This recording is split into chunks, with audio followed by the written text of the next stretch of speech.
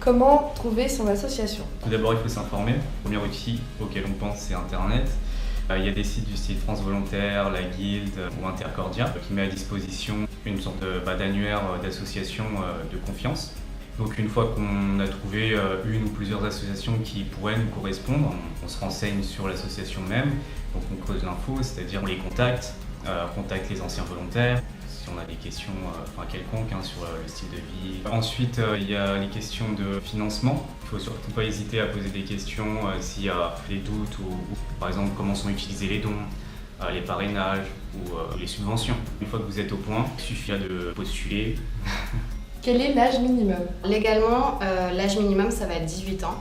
Après, c'est plus une question de maturité et d'adaptabilité par rapport à tout ce qui va être éloignement du pays, conditions de vie des enfants. C'est une expérience où on vit en communauté, on travaille en communauté. Ça va plus être par rapport à votre adaptabilité et à votre maturité. Après, la plupart des volontaires ont entre 20 et 25 ans en général, mais l'association reste vraiment ouverte à tous. Et à partir du moment où vous êtes motivé et que vous sentez de vivre ce genre d'expérience, il n'y aura pas de problème. Faut-il avoir des compétences spécifiques? Le cœur de la mission du volontaire, ce n'est pas forcément de passer sa journée à jouer et à faire des câlins aux enfants, c'est aussi participer au développement interne de l'association. Et donc, on part du principe qu'on ne vous demandera pas de qualification spéciale à votre arrivée, que chaque personne a quelque chose à apporter, humainement ou professionnellement parlant. Et bien sûr, on ne vous demandera pas de faire quelque chose que vous ne maîtrisez pas.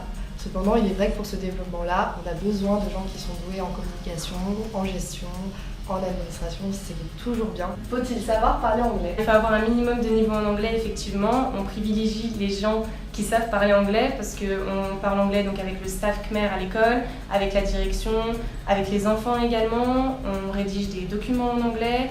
Et puis, ne serait-ce que d'être dans un pays étranger, si on ne parle pas anglais, c'est un petit peu compliqué. Combien ça coûte? Venir à l'UFCC en tant que volontaire, ça coûte 400 € par mois. C'est déductible des impôts. À savoir que ça couvre le logement et la nourriture et qu'en fait les volontaires viennent avec leurs compétences, leur expérience professionnelle, leur qualité humaine, mais aussi font un don, apportent une contribution financière à l'ONG. Et sans ça, l'ONG ne pourrait pas fonctionner aujourd'hui. Combien de temps partir? La durée varie entre 2 et 6 mois, 2 mois minimum, même si en majorité les volontaires restent 3 mois. En effet, il faut avoir le temps de s'adapter au pays, au climat, à la culture, mais surtout de pouvoir apporter quelque chose à l'ONG et de fournir un vrai travail. Dans des cas exceptionnels, pour des missions très spécifiques, la mission peut durer moins de 2 mois, mais ne sera pas forcément privilégiée pour ne pas déstabiliser les enfants. Comment se passe la vie sur place? Alors pour moi, le FCC, c'est vraiment une grande famille, que ce soit à l'association ou à la maison des volontaires. Il y a toujours une bonne ambiance, une bonne entente. Au centre, on travaille tous sur la même table, donc ensemble. On est toujours à communiquer et à s'entraider. Les anciens volontaires sont toujours là pour aider les petits nouveaux à s'adapter. Et le fait d'être en colocation avec les volontaires permet de mieux se connaître et à tisser des liens. Si je te dis colocation à l'UFCC, quel est le premier mot qui vient à l'esprit? Le premier mot, ce serait plutôt une grande famille. Parce qu'on est tous dans la même maison, on travaille tous au même endroit. Après, c'est vrai que moi je suis arrivée hier, donc je ne peux pas trop juger pour l'instant. Galère. Ambiance et partage. Beaucoup trop de fou rire. C'est la famille. On rigole bien. Amitié.